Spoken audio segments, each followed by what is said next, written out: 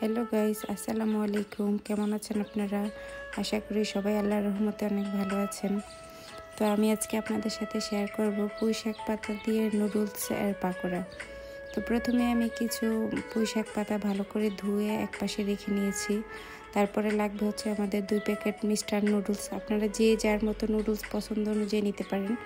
তো আমি নিয়েছি, আমার এই বাসায় ছিল মিস্টার নুডলস, তাই আমি মিস্টার নুডলসে 2 প্যাকেট নিয়ে রেখেছি। মিস্টার নুডলসগুলো প্যাকেটটা ছিঁড়ে নুডলসগুলো আলাদা করে একটা বাটির মধ্যে নিয়ে নিয়েছি। ভিতরে 2টা মশলা থাকে, আমরা সবাই সেটা জানি। তো মশলাগুলো কেটে আরেক পাশে রেখে নিতে হবে। তার মধ্যে আমাদের চুলার মধ্যে একটা পাতিল বসিয়ে কিছুটা পানি ফুটিয়ে নিতে হবে।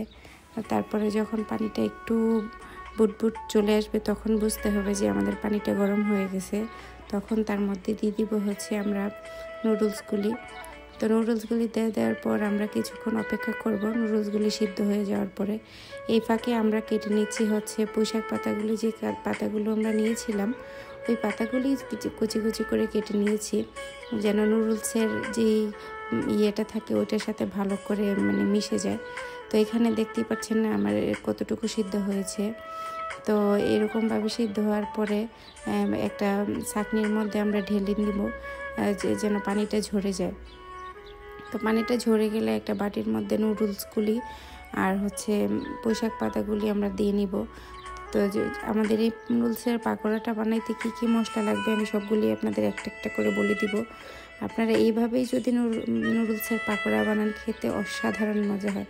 একবার হলেও এরকম করে বানিয়ে বাসায় খেয়ে দেখবেন। জানি না আপনাদের কাছে কেমন লাগবে, আমার কাছে খুবই ভালো লাগছে।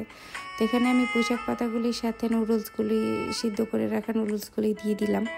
তো দেওয়ার পরে আমাদের যখন ভালো করে সবগুলো উপকরণ একসাথে দিয়ে দিব তখন তার মধ্যে দিতে হবে হচ্ছে আমরা আদা বাটা, রসুন বাটা, সব মশলাগুলো আমি এখানে দিয়েই রেখেছি। তারপর আপনাদের ভালো করে বুঝিয়ে দেওয়ার জন্য আমি সবগুলি বলে দিচ্ছি। আদা বাটা, রসুন বাটা, হলুদের গুঁড়া, মরিচের গুঁড়া, জিরা গুঁড়া, একটু লবণ আর হচ্ছে 2টা ডিম। তো ভালো করে মশলাগুলি দিয়ে এক চা চামচ করে নেবেন, যেন বেশি না হয়, কারণ বেশি হলে দেখা যায় অনেক মশলার অনেকটা গন্ধ আসে। তো আমি দেখিয়ে দিচ্ছি একটু একটা একটা করে মশলাগুলি। তো তার মধ্যে 2টা ডিম দিতে হবে। ডিম না দিলে হয় কি পাকোড়াটা ছিঁড়ে যায়। তো আমরা 2টা ডিম, এর মধ্যে সব মশলাগুলি যখন অ্যাড করা হয়ে যাবে, আদা রসুন পেঁয়াজ, আদা রসুন হলুদ মরিচ এগুলো মশলা অ্যাড করা হয়ে গেলে 2টা ডিম দিয়ে অল্প একটু বা 2 চা চামচ আপনারা চাউলের গুঁড়া দিতে পারেন। চাউলের গুঁড়া দিলে নুডলসের পাকোড়াটা খেতে মুচমুচে হয়। তো সবগুলি উপকরণ ভালো করে আমি মেখে নিব।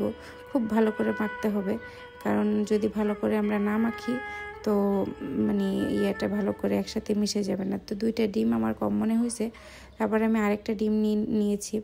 এভাবেই একটা একটা করে গোল গোল করে হাতে নিয়ে তেলের উপরে ছেড়ে দিব। তো খুব অল্প আছে, চুলার আঁচটা খুব অল্প করে ভাজতে হবে, যেন না বেশি করে হিট দিলে দেখা যায় কি উপর দিয়ে ভাজা হয়ে যায় কিন্তু ভিতর দিয়ে কাঁচাই থাকে। তো আমরা ওই রকমভাবে মিডিয়াম আঁচে চুলাটা করে রাখবো, যেন আমাদের ভিতর থেকে পাকোড়াটা হয়ে আসে। আমি আসলে এখানে ছুরি দিয়ে উল্টাচ্ছিলাম, কারণ আমি ওই যে খুরসুন দিয়ে উল্টাইতে পারি না পাকোড়াগুলি, আমার মনে হয় যে তেল ছিটে উপরে আসে, তাই আমি ছুরি দিয়ে উল্টিয়েছি। আপনারা কেউ কিছু মনে করবেন না, আপনারা আপনাদের মতো করে করবেন। এই যে দেখতেই পাচ্ছেন কীরকম কালার হয়ে যাওয়ার পরেই আমি পাকোড়াটা উঠিয়ে নিচ্ছি। এরকম যখন ভাজা হয়ে যাবে তখন উপর থেকেই দেখা যাবে যে আমাদের পাকোড়াটা ভাজা হয়ে গেছে। এরকম করে সবগুলো পাকোড়া যখন হয়ে যাবে তখন আমি একটা বক্সে এয়ারটাইট বক্সে নিয়ে নিব, নিচে টিস্যু দিয়ে দিব যেন তেলটা টিস্যুয়ে টেনে নেয়। তো এরকম করে একটা একটা করে সবগুলো পাকোড়া আমি বক্সের মধ্যে রেখে দিব। ওকে, আল্লাহ।